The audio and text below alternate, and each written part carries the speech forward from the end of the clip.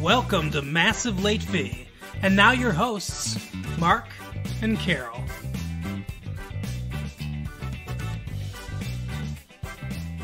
Well, hello everyone. Welcome back to Massive Late Fee. My name is Mark. With me as always is my girlfriend Carol. How you doing, Carol? Hey, what's up? We've had a good week here at Massive Late Fee.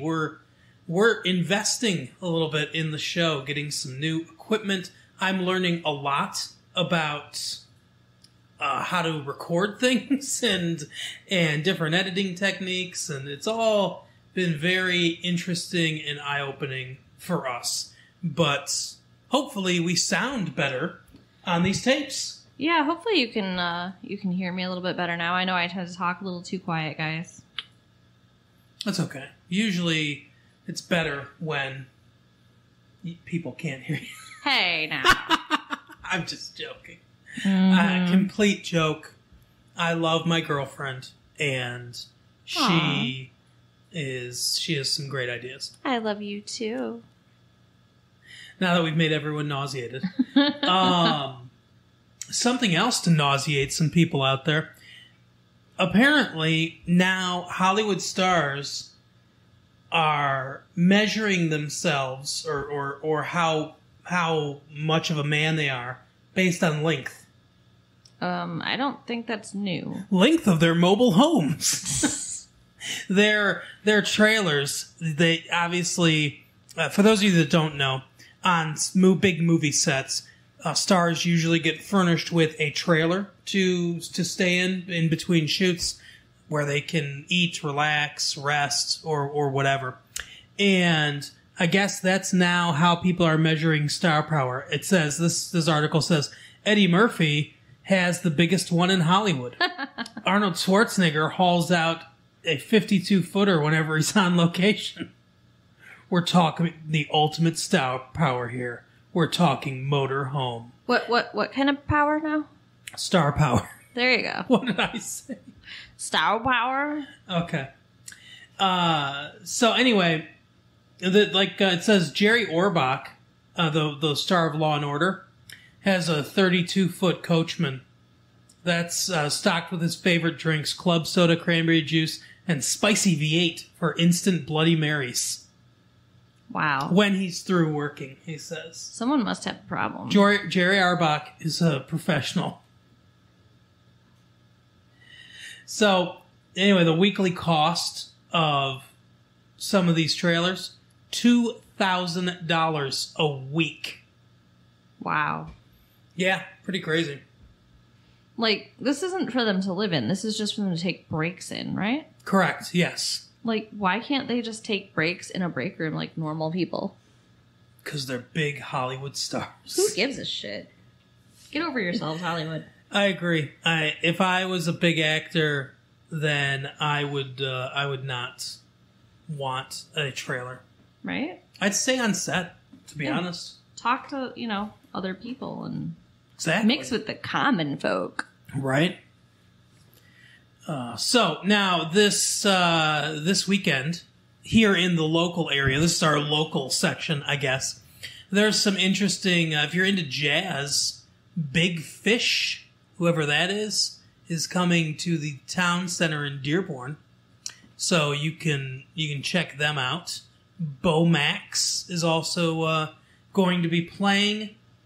There's some rock and pop acts coming to places near you. Rock and pop acts? Well, this is how they have it broken up. So this is the night beats. These are all the concerts. And then they have it broken up by jazz, rock and pop, alternative. For instance, well, it doesn't really say, it just says the locations. So Alvin's, let's see, that gives the address. And it says Restroom Poets Spank. Apparently Spank's the name of a band. There's Outrageous Cherry playing. Planet Eater, Universal Stomp. Woodshed Nation, spelled W-O-U-L-D. Woodshed. Head Injury and Ultraviolet. Social Circus, Delta Faucet, Johnny and the Boomers. Where do they come up with these names? I don't know what the hell, man. Exploded the Toad. Or Exploded Toad. Ew. The Push and Driven Soul. Pigeonhole, Red September, Kiss Me Screaming.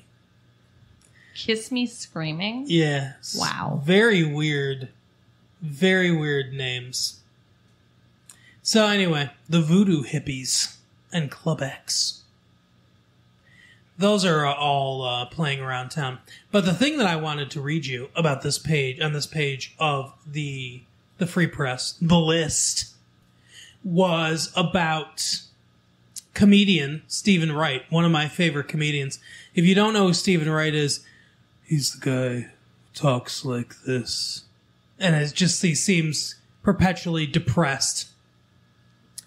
And Carol Teagarden did this profile on him, sort of a impromptu interview. And she said, so this says, I want to keep doing this because I love doing stand-up, declares Stephen Wright, 38, a comic known for his smile-free delivery and deadpan one-liners. I like comedy, he says. He must. He's been at this long enough. 15 years at least, he figures. After graduating from Boston's Emerson College. So I'm not going to go through the whole thing. But he got discovered on The Tonight Show. And he's appeared in some sitcoms. He was in Natural Born Killers. He was? I don't remember him in He's there. the psychiatrist. I don't remember. Okay, well, he's a very, very small part in Natural Born Killers. But he's in there. And so she asks him a bunch of questions. Okay. Here are the questions and his answers. Where will you be 10 years from now? So 2004. Okay. Wow. Weird to think of 2000 something. Right. I see myself in a creative situation doing acting and stand-up. In 15 years, however, I might be writing the Mexican national anthem. Do you realize in 62 years I'll be 100 years old? Who is your comic hero? Woody Allen, but I didn't say he was my domestic hero. What? My domestic hero is Tom Brokaw. I want to get him to adopt me. Okay. If someone could play your life, who would it be? Tom Brokaw, because whatever he says, it's incredibly important. He's my favorite news guy. What is your visual influence? Art. I studied art in high school, and I still do a bunch of abstracts in acrylic.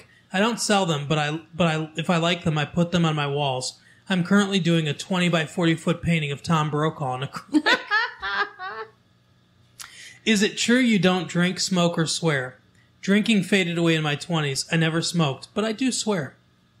Biggest letdown. Julie Anderson in the 11th grade. I was on the beach with her, and I thought I was going to have her, and I didn't. She was tall with red hair, and she had a big laugh. Biggest fear. Being reincarnated, because I know I'll never be this lucky again. Will next appear in a Showtime movie called 7 Deadly Sins. This is 7 little movies about sin, and I got the one on sloth. I don't know how that happened. I don't know who picked that. What was your childhood like? I was raised by wolves in an apartment in downtown Madrid. We lived over a staple repair shop. No, really, my childhood was good. Very good. It appeared to be normal. What will you teach your children? I will take them to the tallest building of any city we're living in and point out all the madness. Weirdest gigs. College campuses in the middle of the afternoon in the 1970s. People would book me along with other comics, and the students often wouldn't be informed this would be happening. We'd be on a little stage in some cafeteria, and they'd walk by and wonder what we were doing. Wow. What was it like sitting next to Johnny Carson? Like being shocked by happy lightning. Rumor is when the first person asked you for your autograph, you asked them for their autograph in return. Do you remember who that person was? Yeah, it was Tom Brokaw.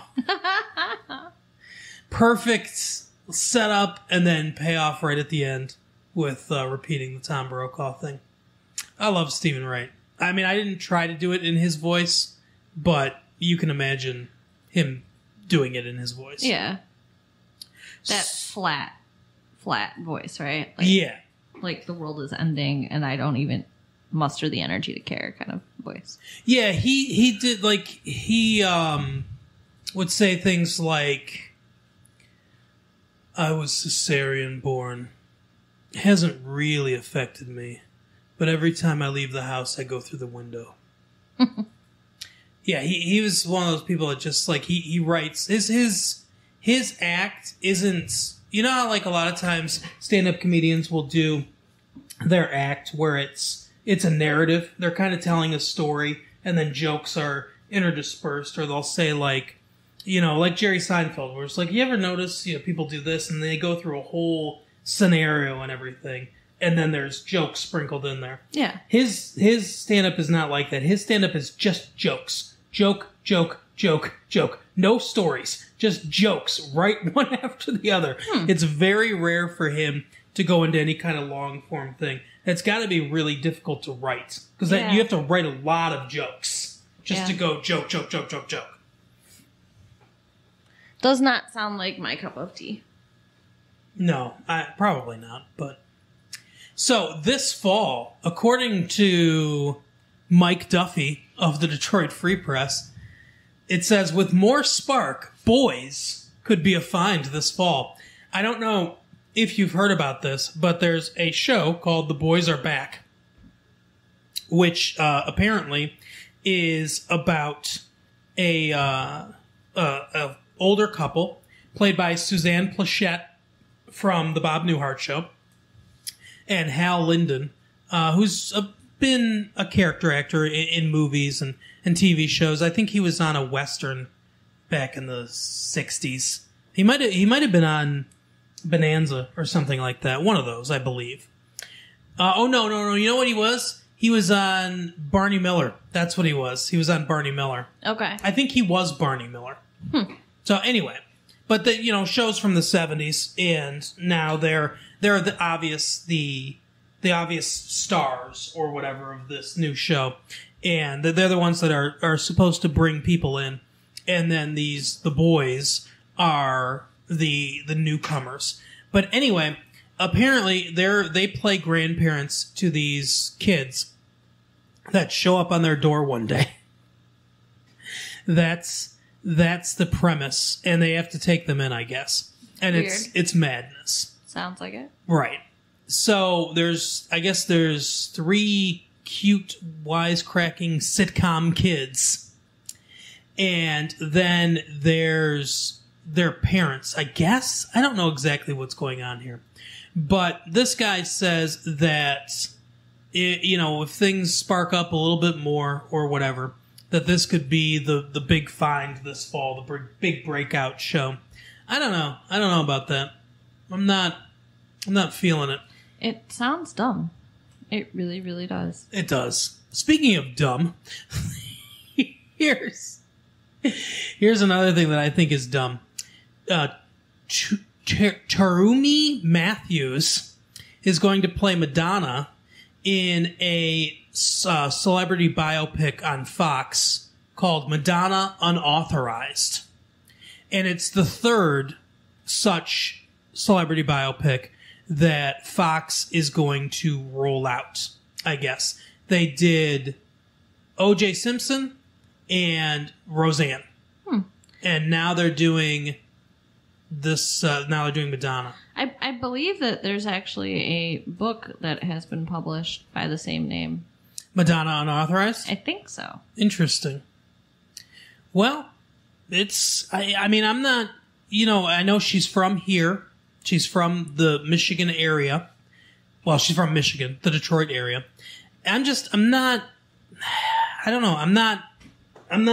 looking forward to it. Really? I'm going to watch it. I read one of her biographies already. Yeah. I really like Madonna. Yeah, I mean, she's fine, but just what about her life is interesting? Everything. Oh, okay.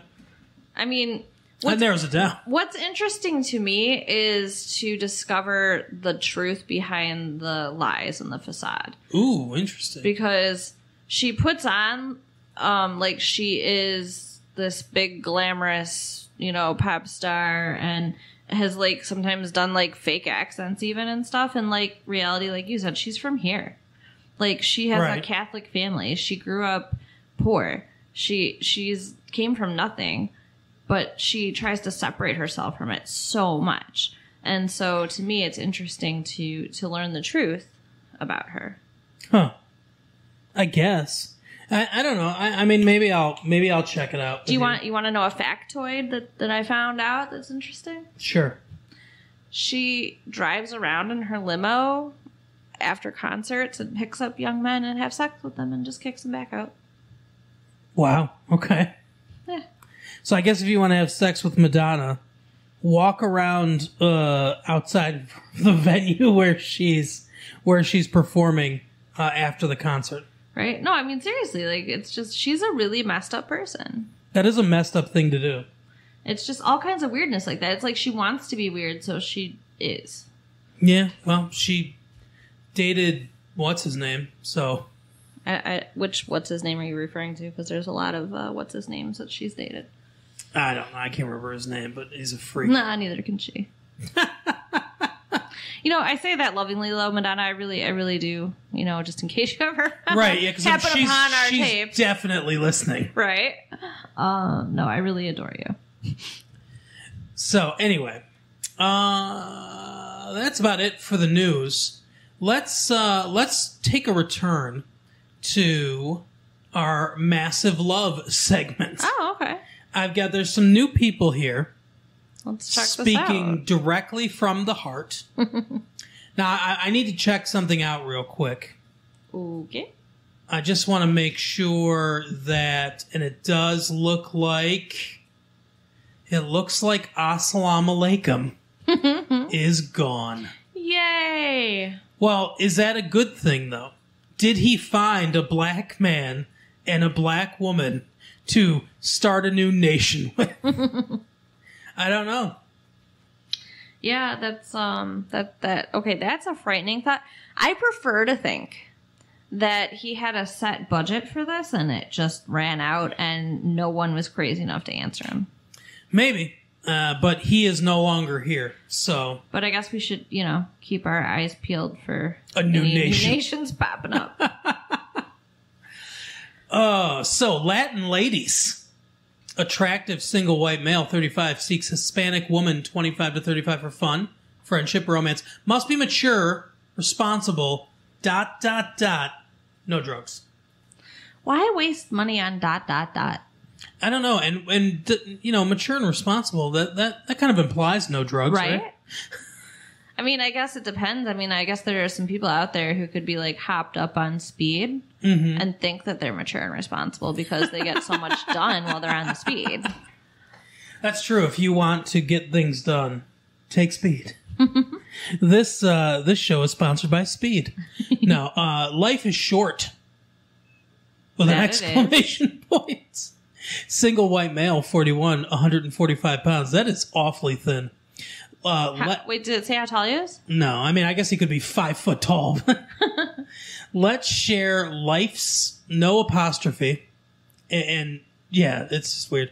Let's share life's adventures as we journey towards spiritual illumination into yoga, meditation, and vegetarian foods. Really? Wow. I didn't catch that. That wasn't implied when you said, let's share life's adventures as we journey towards spiritual illumination. I bet he lives in Ann Arbor. I'll bet he has a headband. I bet he lives with my brother and the commune. Yeah, that wouldn't surprise me at all. I'll bet. Shout out, David. I'll bet that he smells like patchouli. Again, shout out, David. Love you. Light my fire. Woman wanted to be my best friend. First mate and companion. She should be white. She should be. 39 to 48. Slender, attractive, and unique. Well, okay. You know what? There's nothing that's unique about that, but go I ahead. was just thinking when you're reading that, like, how much self-esteem one would have to answer some of these ads. Yeah, I'm completely unique. Yeah, like, I'm slender and attractive and unique. Like, Even if I were all those things, I would be like, well, what if they don't think I am? Like, I mean, you put so much in there, could make people feel uncomfortable. Yeah. I am a one-woman man, 49 years old, 5'9", 160 pounds. Also pretty thin, good-looking, original, and divorced. How good can you be? You're divorced. Aw, that's mean. What if they were married to an asshole? Yeah, I guess it's possible. I am realistic, down-to-earth, spontaneous, and dependable. Those things contradict each other. How? Spontaneous and dependable, down-to-earth and spontaneous. And realistic. Yeah, okay, you're right. I have a love for boating, skiing, quiet times, up north, nature, and the outdoors. What are your interests? Oh, he wants to listen. Not too bad. Yeah, at least he's not describing his ideal mate like everybody else. I really love these sports partner ones, too. Male or female aerobic exercise partner, Royal Oak area. I am a 38-year-old male, casual player of most sports, but masters of none. It's so weird. Like, people are really looking for people just to play sports. Like, I don't think it's a euphemism for sex. No? Unless this guy's... Well, do you think the guy's bisexual? Maybe. Because he's like male or female. Was it in the alternative section? It's under sports partners. Oh, there's literally a sports partners section. Yeah, there's only 4 people in there, but it's... See, and like those 4 people should all just contact each other, and now we have 4 people who can play sports together. Agreed. They're all men, but yeah, I agree. Huh. There are no women looking for sports partners. Yeah, women aren't as into sports, and if they want a sports partner, I'm sure they can find one. Now, here's the alternative section. The bread and butter of this section of our show. I hate that. Just a bunch of A's. Right. Very classy, professional, single white male, 6'2", 46 plus. What does that mean? Are you planning on running this ad for years to come? Yeah. You're 46 plus a few months. Right. Seeks a single or married female for discreet, uncomplicated adult fun. Don't care if you're married or not, apparently. Wow. What a jackass. Absolutely magical. Married white male. What? Absolutely magical. It's David Copperfield. Seeks extra big white female only. 300 pounds plus. Wow. For your fantasy fulfillment. Grand Rapids, Muskegon areas too. What does that mean, too? I guess that means also the Muskegon area. Like, those places are not that close together, and why are you advertising in the Detroit paper then? Like, what the fuck? Are you just saying you're willing to drive anywhere in the state to get laid by a 300-pound woman? Apparently. Wow. Yeah, they have to be white. They have to be 300 pounds or more, which, God, that's got to be tough to find. I mean, honestly, I can see why he's advertising, because it's got to be tough to find a woman that's 300 pounds. Yeah, I mean, like, a lot of women in my family are heavy, but I don't think any of them are over 300 pounds. No, I would be very surprised. Because, women just tend to generally be smaller. Yeah, we're shorter, and, our bones are smaller and all that kind of stuff. Less muscle. Yeah. Yeah, in general. But anyway, I love how he says for, and then in parentheses, your fantasy. How is this her fantasy? It's your fantasy to have sex with a 300-pound woman. Well, he's just saying his fantasy is to have sex with her. He will do anything she wants to make it her fantasy. Gotcha. Okay. Well, I mean, I guess that's nice. So if you're 300 pounds out there, contact this dude. Right? A bored married white male, 48 businessman from Oakland County, seeks a white couple for warm, discreet, affectionate quality time. Okay, dude, get divorced. Because if you're looking for warm, affectionate, quality time and you're married, there's something wrong in your marriage. But here's the thing. He wants it from a couple. Yeah. He's bi. Okay, he wants to be in a threesome, whatever. Still, he's lonely and bored and he's married. There's something wrong with that. Don't you think? Yeah, I do. I do. And I'm sorry for blowing past this. Yes, okay, he's bi, and that's funny. Ha. No, we're not trying to make fun of people's sexual orientation. I realize that, we're in the alternative section. I'm getting all, heavy and serious. I shouldn't be.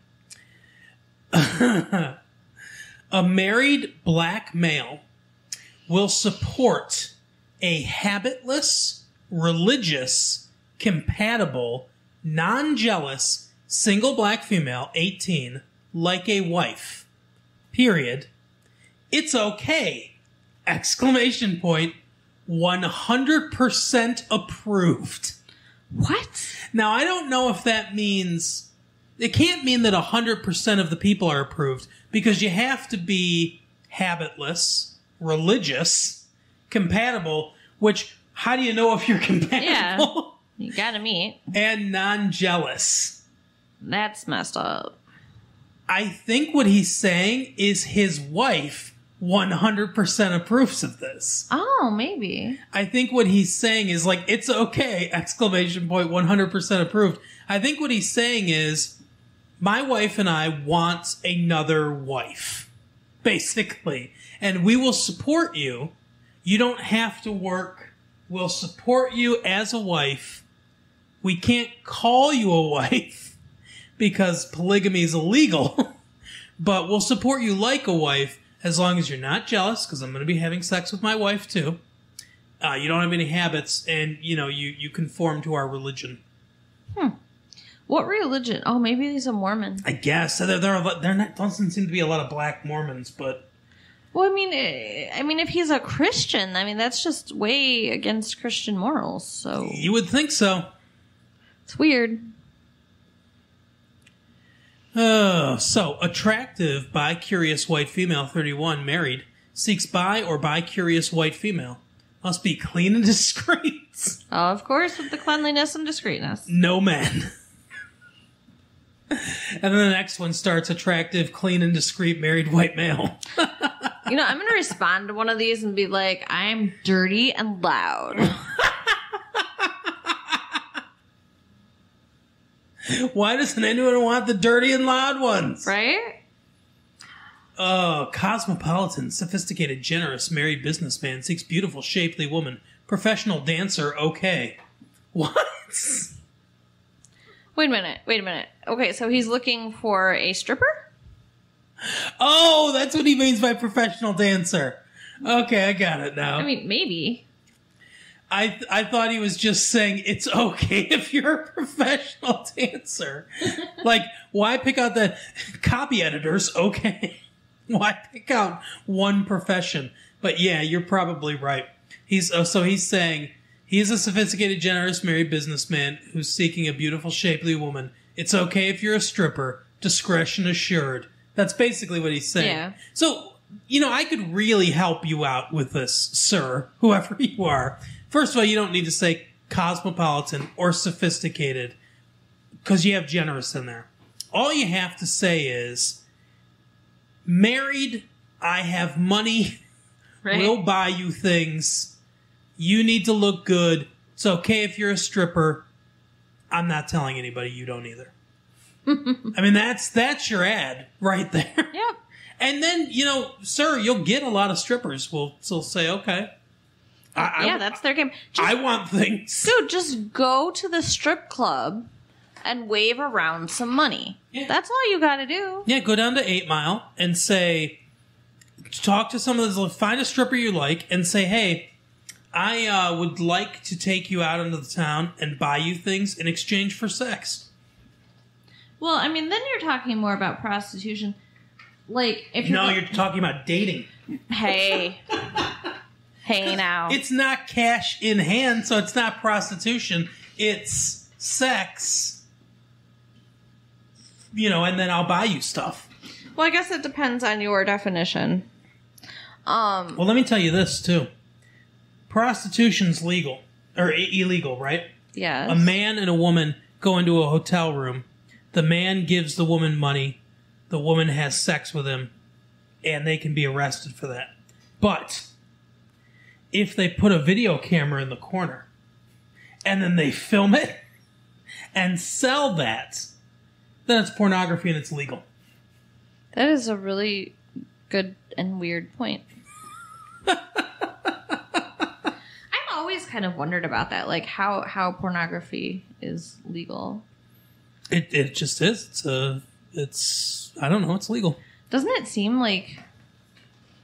I mean, I'm sure you don't really think about it when you're watching it, but like, doesn't it kind of seem like it's just there's something wrong there? I don't know. Something wrong with the woman? Yeah, usually. With the man too. I mean, I don't know. I have often, when watching porn, thought to myself, they're getting paid for this. There's a camera crew watching. Let me ask you a question. How often have you watched porn? Because we don't have a lot of access to pornography. Well, I have my ways. Oh, okay. I don't want to, get anybody in trouble. Okay. Sounds good.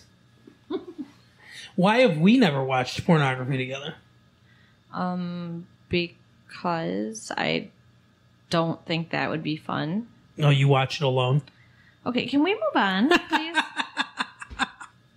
I'm interested in your pornography habit. Well, we'll talk about that later. Okay.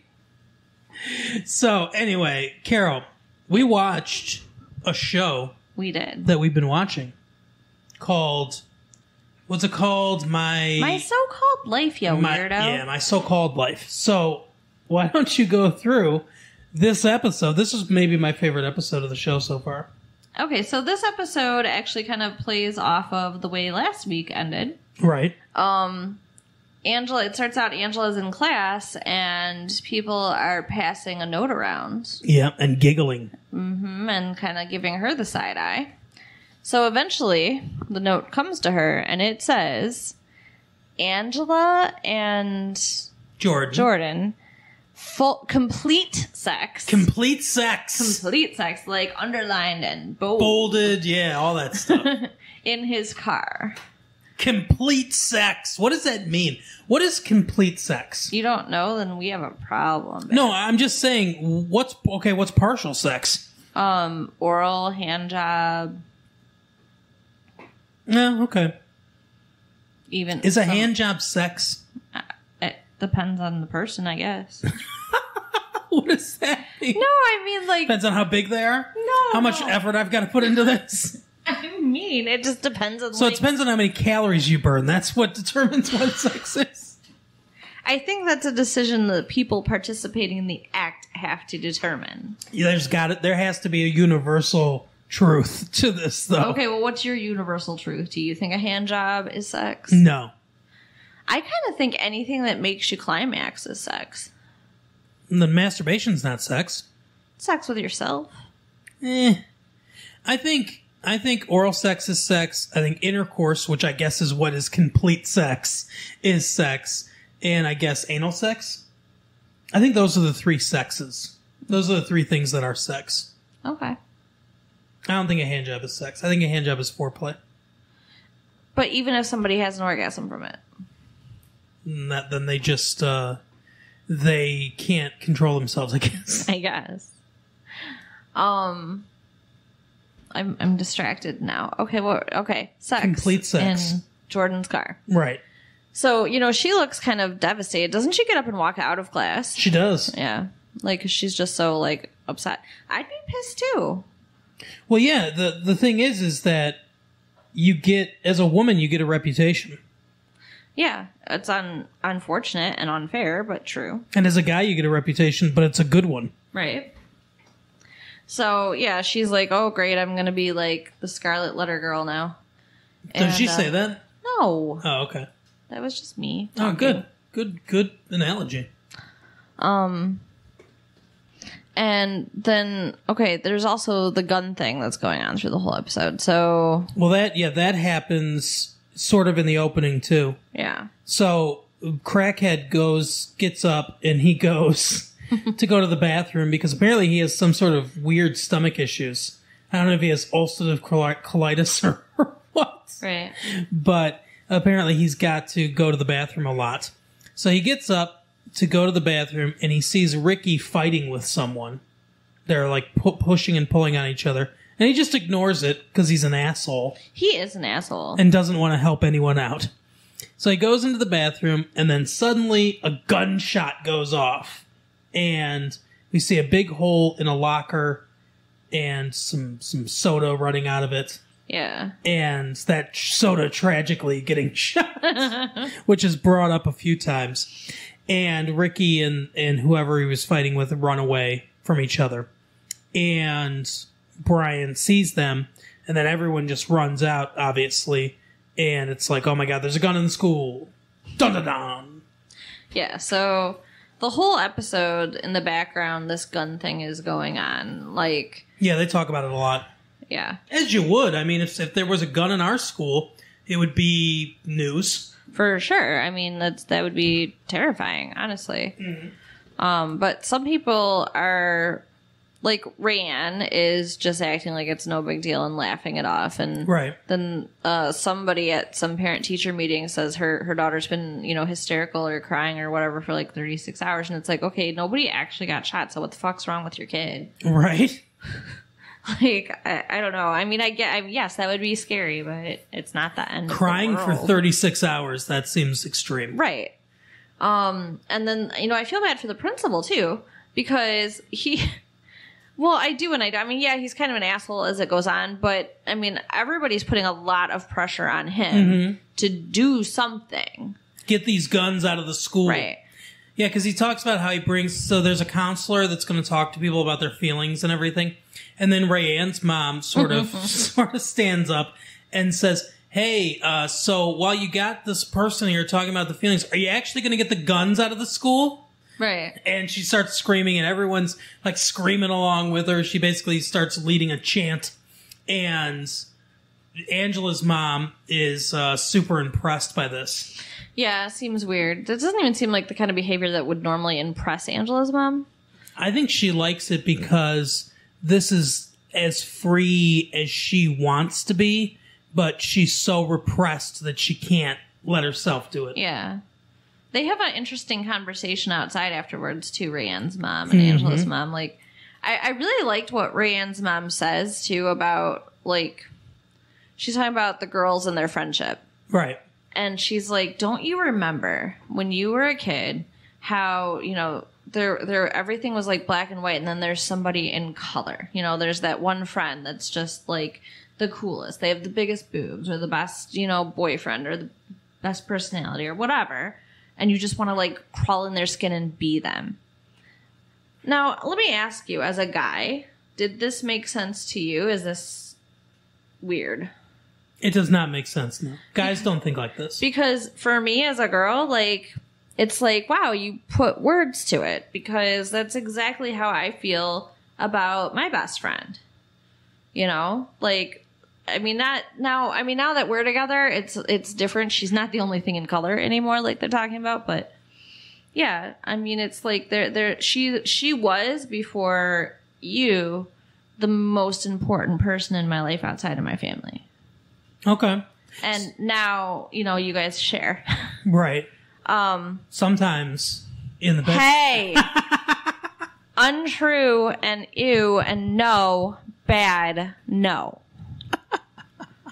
As a matter of fact, you're going to practice those editing skills and cut that out. Okay, maybe I will. So yeah, I don't know. I liked the way that she was describing that. Mm-hmm. And then she says something about Jordan. She says, Oh, yeah. Angela has, liked him for so long, and now it's finally happening. And she says, wham, bam, it's finally happening. Right. So then Angela's mom feels dumb because she has no idea what she's talking about. Right. And then she thinks Angela's sleeping with him. Yeah. So I assume because of the wham bam thing. I guess. I mean, I didn't really get that, but she jumped to that conclusion. So, Well, I think a parent would, honestly, probably jump to that conclusion. and I mean, it seems weird to me that one parent talking to another parent about sex, about teenage girls, a 15-year-old teenager having sex, like, would be like, oh, hey, it's finally happening, woohoo. Like, I don't know why she would assume that. Well, Rayanne's mom, I think, though, is the type that would be okay with that. I think, don't you? I don't know. I mean, my mom is pretty free about stuff, but she would not be okay with that. Oh, okay. You know? She doesn't listen to these, though.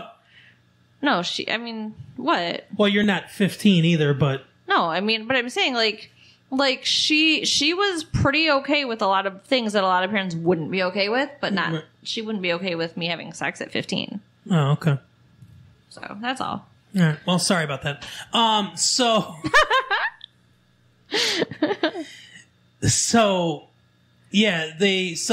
she comes home.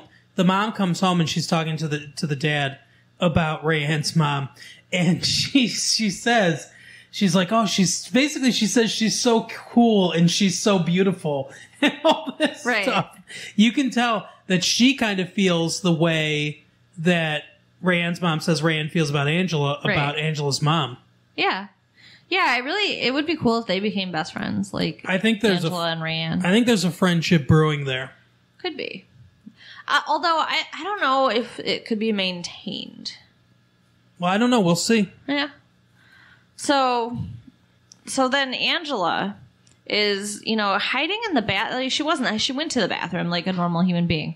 And then she stays in the stall and listens when her bitch ex-best friend is talking about her to somebody. Yeah.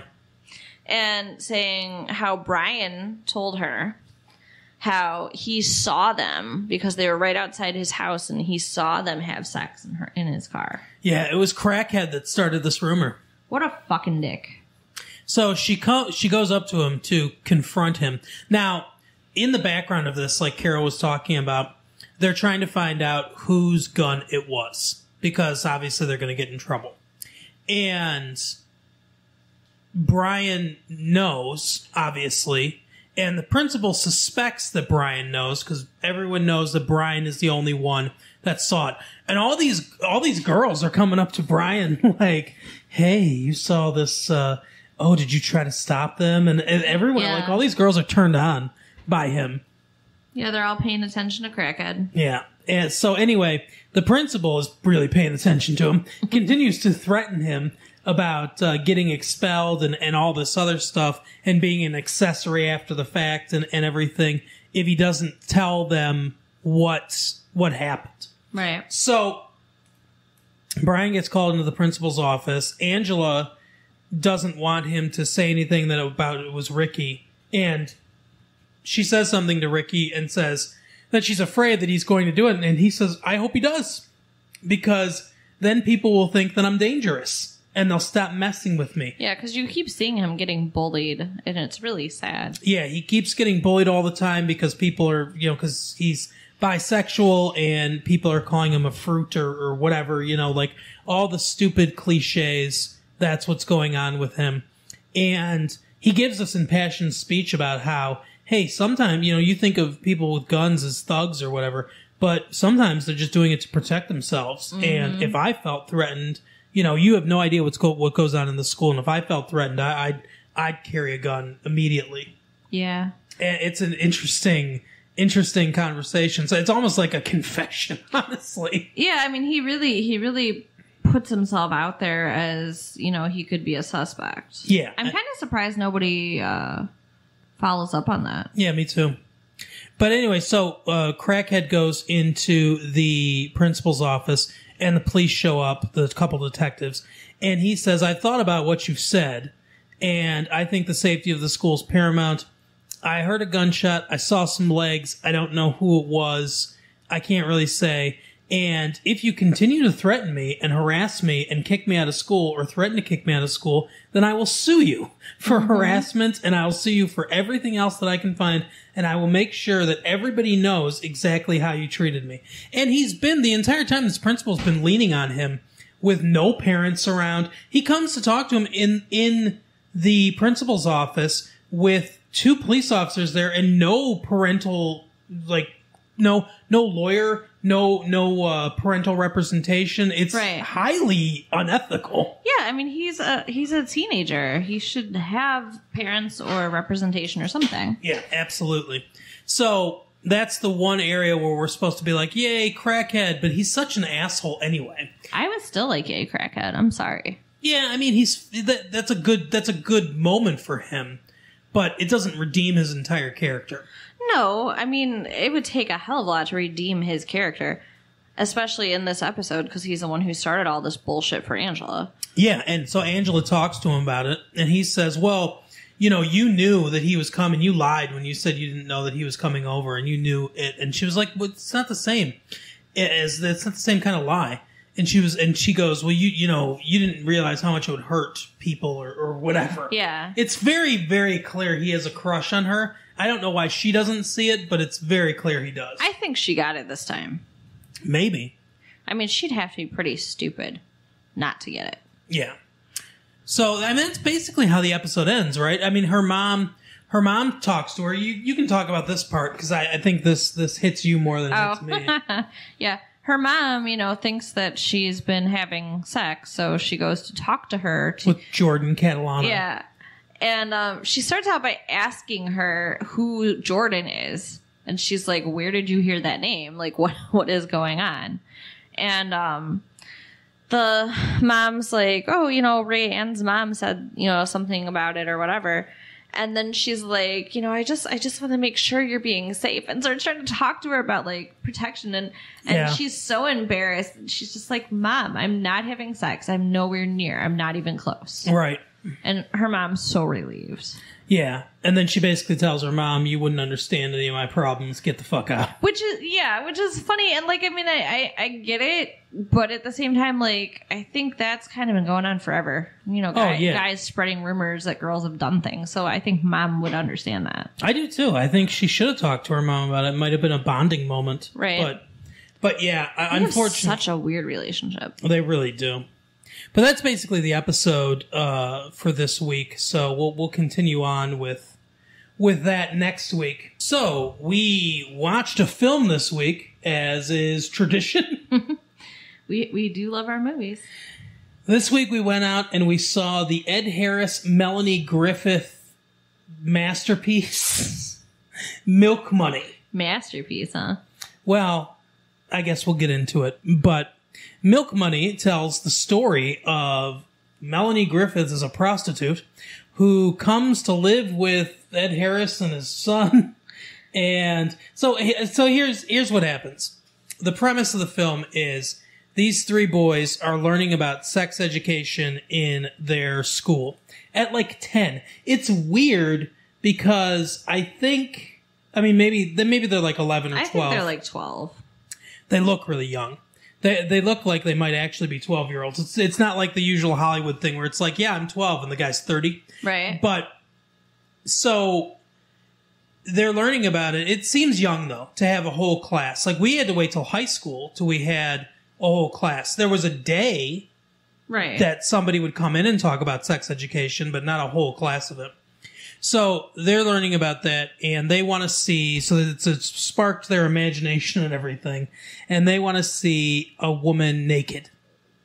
So they decide to go down to their city. I believe we just determined that their city is St. Louis. Well, yeah, because there's the St. Louis Arch. So they decide to go down there to find a prostitute to take her clothes off so they can see. Now, to get the money to do this, they have pooled all of their milk money. Right. That's how young they are. Yeah, and they do different things. They sell their comic books.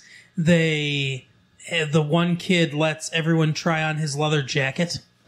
All these girls want to try on his leather jacket. It's so weird. Yeah, I would never pay to try on a guy's jacket. That's dumb. But so they do this. They go downtown. They find Melanie Griffith. Well, first they find a guy that's going to rob them. Yeah. And then Melanie Griffith opens the door on him and knocks him out. Yeah, because she was in a limo hooking. Right. And this guy, drives away. Now she needs $100 or her pimp is going to get mad and smack her around. Yep, he's gonna slap that hoe. Right.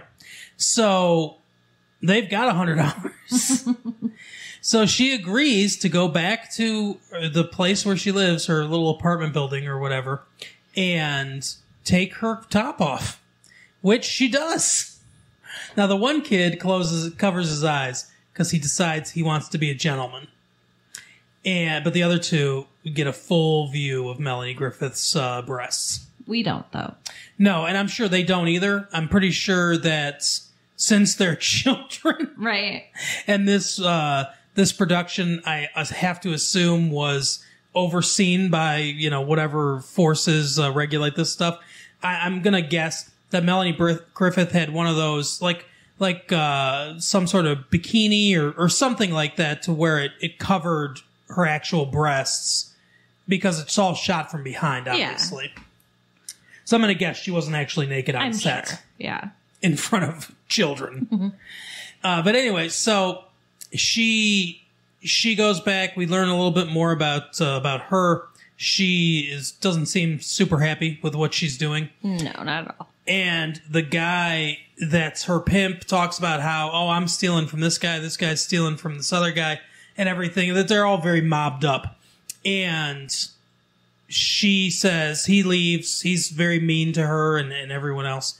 And she says, I'm going to borrow his car. And she leaves. She sees the kids across the street in the rain because someone's stolen their bikes. So she decides that she's going to drive them home to wherever they live. So she goes home, and then we see Ed Harris, the one guy's dad. And his wife is dead. His wife died in childbirth. And he is trying to save these wetlands because he's a science teacher and he's obsessed with this wildlife. And she drops the kids off, but the car breaks down and she can't get it started. So he says, I'll run it through some tests and see, basically. Right. He determines it's not the starter, it's not the battery. He's not sure what's wrong with it, but he's like, I can probably get it start going tomorrow. And he asks if she needs a ride home. Now his son tells him that she is a math tutor. Right. And they have a very funny conversation where he's talking about math tutoring and she thinks he's talking about sex, prostitution. And she's like, I'd like to show you a thing or two or whatever. And he's like, I don't really use it anymore. Thank you. No, thank you, ma'am. Right. Kind of thing. And she's like, that's sad. He's trying to hire her for his son. Right. That's messed up. So she thinks in this conversation that he wants her to fuck his 12-year-old son. Ugh. Yeah, it's weird. She seems kind of put off by it, but she doesn't immediately realize that they must be talking about something else. Well, I mean, imagine the kinds of things she's been asked to do, I'm sure. Yeah, I guess that's true. Yeah. So anyway, she most of the movie is honestly not a ton happens in this movie. Right. Most of it is her and Ed Harris getting to know each other, and her and the relationship with the little boy growing, and us learning more about them. That's most of what goes on. Yeah. And the girls in the town are like, oh, she's bad, kind of thing. In that jealous, I want to be her way, yeah. Right. And all the guys, are attracted to her. She is a gorgeous woman. Yeah, Melanie Griffith is a good-looking woman. And we learn that one of the dads of one of the three kids. Oh, this is sad. Apparently frequented her at some point. Yeah, they run into her coming out of a restaurant. Mm-hmm. And what on a date with Ed Harris. Right. What breaks my heart, though, is the kid who knows she's a prostitute looks up at his dad with these puppy dog eyes and goes, "You know this woman, Father?" Yeah, he knows. He knows what's going on. And then he sinks into a big depression and stops bathing. Yeah, it's a really weird subplot that doesn't really get paid off in any way. There's no real resolution to it other than his dad's in therapy now, but it's weird. Yeah. Because he just starts bathing again. It's really like it's a major mental break. And we don't he's not the main character, so we don't get into it at all. Right. Different movie, I guess. Yeah. Yeah, I would like to see that movie, honestly. Right? What's going on in his house? But, so, I guess the only reason that happens is so that he can call and say he wants to have sex with her again. and he calls the pimp. Also, so her, Yeah, that's why that happens. her pimp gets killed, and his heart gets ripped out of his chest or cut out of his chest. What a way to die. Right, because Malcolm McDowell, who's the next guy up in the mob chain, it's weird because he is not Italian in any way, nor does he try to be. He just uses his English accent. He's the next cog up in the Italian mafia. And he says that he killed him because he's been stealing from him, and there's $250,000 of his money that's in somewhere that he has. And Vivian, or not Vivian is her name, right? V? Yeah. She took it. It's not Vivian, but her she goes by V. You know, It's Vivian. Eve. Vivian is the name of the prostitute in Pretty Woman. Yeah. That's where you got that from. Yeah, it's interesting. This is kind of like Pretty Woman, but with a family. Right? So he figures out where she's at, and he goes to look for her. Then, he gets there, and Ed Harris is still working on the car, and he figures out, oh, I know what's wrong with the car. Well, what happened to be wrong with the car is all the money was hidden in the gas tank, which is the stupidest place to hide a bunch of money. Yeah. I mean, granted, the pimp did seem kind of dumb, but really? Yeah, it's really dumb. So, Malcolm McDowell gets there, they go to a dance, he pulls a gun on her. They sort of struggle. There's a big fight between Ed Harris and the guy that, had sex with V. His son pulls the fire alarm. They end up locking Malcolm McDowell in the closet. They lure him into the closet by saying, "Now this is the way out," and everything. And then they lock him in, and he's like, "I don't like closets." So weird. There's another story there too. A little boy, a little Malcolm McDowell getting locked in the closet. You gotta go and make it all sad. So they get out, they take the car, they get Vivian out of there. They go on this extended car chase. They end up beating a train on the tracks just over, and Malcolm McDowell gets strained on the other side. That trope where, they just pass by the train. At this point, the car is on fire. Right. Because, everything in there. And so, I'm not exactly sure how this happened. What? Oh, yeah. Which part happened? Yeah, okay. So, and now I remember now. So, Ed Harris had a backpack with him when he went to the thing, and I guess he left it in the car.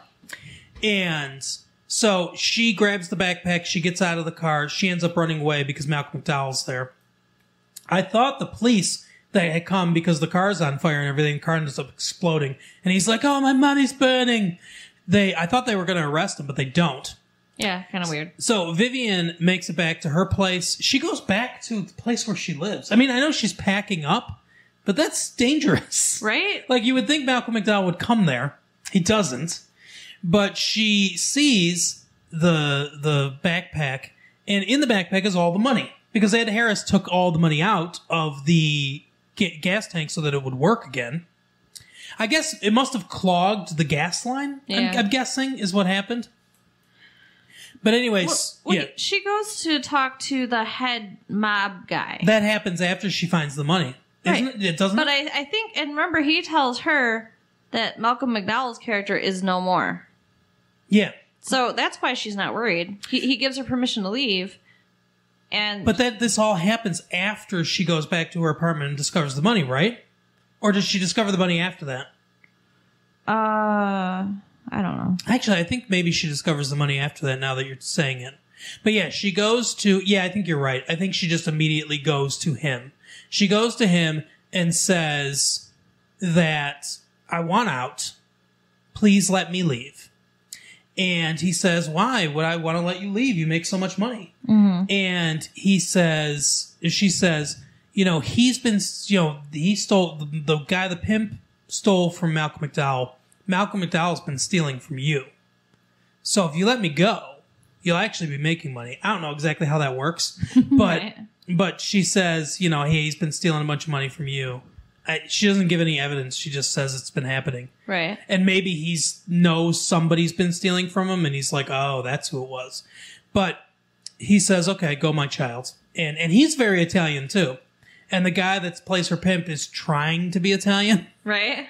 but Malcolm McDowell not at all. No. So he says, okay, she says, what about him? And he says, hey, he doesn't exist after this moment now because he's Right. obviously going to kill him. So she doesn't have to worry about him anymore. I think that's when she finds the money, yeah. I thought originally that they said 25,000, but what ends up happening is she comes back.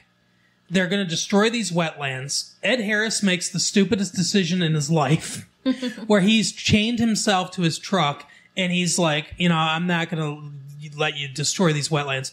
And the police are like, hey, we like you. You're a good guy. If we got to cut you out of here, we have to arrest you. It's just kind of like the law. If you leave voluntarily, it's okay. And he's like, then just arrest me and leave my son alone. Yeah, what an idiot. So they're about to cut him out, and then this guy runs up, and he's like, hey, he can do whatever he wants. And he shows him this paper. It's the deed to the wetlands. Someone has purchased it in his name, so he owns them now. So now they'll be protected forever. And V pulls up. Yeah. V pulls up in a brand new car saying that she bought it for him. And he's like, oh my gosh, that's so great. And she's like, yeah, and I bought the ice cream place too, and now I'm going to be living here. Right. So it's definitely more than $25,000 Yeah. to buy a new automobile, 5 acres of wetlands, and a business. Right. Yeah. So it had to be $250,000, I'm guessing. But so she's going to live there, and the implication is they're going to date and everything. I like that they don't immediately say, okay, now they're married. Right. They've known each other for a little bit of time. There's obviously some chemistry there, but they don't immediately go, okay, now they're married. It's they leave it in a very realistic, hey, I've got my own business now. I'm going to be able to make my own money. Let's date and see where this goes, Yeah. kind of thing. It's like I said, it's realistic, and I think things will probably work out for them. But it's more realistic that way. Yeah, healthier. Too. What did you think of Milk Money? I think it's super cute. I really like. Okay, there's a couple scenes where it's a little uncomfortable because of how young the boys are and how Right. focused on sex they are. You're right. But I mean, overall, I think it's a super cute little love story. Yeah, there's one uncomfortable scene where they're all sitting around watching what looks like a pornographic film. Yeah, but I mean, I guess they did it to make it okay in theatrical sense. But it seems almost like it's like that Skinamax scrambled stuff because. Like, is that an elbow? Like, they can't even tell what they're looking at. Yeah, I guess it's supposed to be that, but it didn't. It looked clearer than that. It looked clearer than the scrambled porn I've tried to watch. Yeah. So, yeah, there's a couple uncomfortable scenes, like you said. For the most part, it's cute. It's tough because I don't know who the movie's for. Yeah. That's what I think is the hardest part about it. There are some adult things that I think parents would not want their younger children to see, but then a lot of the movie is geared towards a younger audience. Right. So it's hard. It's hard to figure out who exactly this movie's for, and I think that's the biggest problem with it. I agree. Yeah, I mean, I enjoy it for the romance aspect, but yeah, it is. It's kind of all over the place as far as the appropriateness level. Yeah, the tone, there's some weird tonal shifts. The movie has some pacing issues. The middle of the movie is very slow. And I mean, I get what they're doing, then they're really establishing characters and stuff like that. But there's there's just a lot of dragging in the middle of the movie. Yeah. And then it picks up a lot towards the end. Cause there are two storylines going on here that there are two climaxes to these storylines. So the kids want to see a girl naked. That's one idea. And that climax is pretty quick in the movie. The first act climaxes with them actually seeing a naked woman. Except for the Ed Harris's son. Right. Which is good if she's going to be a stepmom. You never saw her breasts. Right. And then the ending climax, the end of the film climax, is this money and the threat of Malcolm McDowell and what he's going to do. So those are the two. There are two separate. I mean, it's sort of a 3-act structure, the way the movie's set up, kind of. But I mean, it's not a full traditional 3-act structure as far as that goes. But like I said, there's that first climax, and then there's that second climax. But there's nothing in the middle, really, other than getting to know you, and that goes on maybe a little too long. Right. So yeah, I mean, that's, you know, there are some structural issues to the movie. There are some tonal issues to the movie. And like I said, that's my biggest thing is I don't know who the movie's for. It seems a little too adult for younger kids, and it seems a little too kiddie for adult people. You know what really bugged me at the very end, though? They're all standing around the wetlands. You know, she hops in her new car. Uh-huh. And the boy yells, "I got a hair! I got a hair!" Right, on his chest. Like, is it supposed to be implied that, like, it just sprung up right that moment? And what the fuck? You don't just scream that. Like, that was very bizarre. It is weird. And yeah, there's some talk of body hair in this movie. Yeah. I don't know, there's some things about it that are really weird. And I don't remember being like that when I was that age. So What, being excited about getting body hair? no, yeah, I didn't think that never really occurred to me. Yeah, I was actually bummed out about it. Like, I had to shave my legs. It made me sad. Like, I remember kind of thinking, like, I wonder when I'll get hair in my armpits. Yeah. I remember thinking that. But that's about it. And yeah, for the most part, I don't know. It's like I said, it's, and there's such a weird part in the movie too, where he has to do an oral presentation because he got such a bad grade on his sex thing. And V helps him out. She says she'll help him out and everything. So she comes to school with him, and she's wearing this like leotard type thing. It's a bodysuit. Yeah, and he's drawing on it, you know, hey, the fallopian tubes are here and the ovaries are here. This is where all the eggs are. And then it comes down to the uterus, and he's diagramming the thing. But first, he got his teacher out of the classroom by saying she had a phone call. So she went down to the office to take this phone call. He locks the door and brings her in, starts doing this presentation. But what grade is he going to get on this? The teacher's not there to see it. And then when she comes in to see it, she acts like it's the worst thing in the world that there's an attractive woman standing in front of the classroom, not naked in any way, just being drawn on with where all her parts are on her body, right? Mm-hmm. And she breaks down the door eventually. And, she doesn't break down the door. Well, she unlocks the door. And V, like, goes out the window. She came in the window, and then she goes out the window.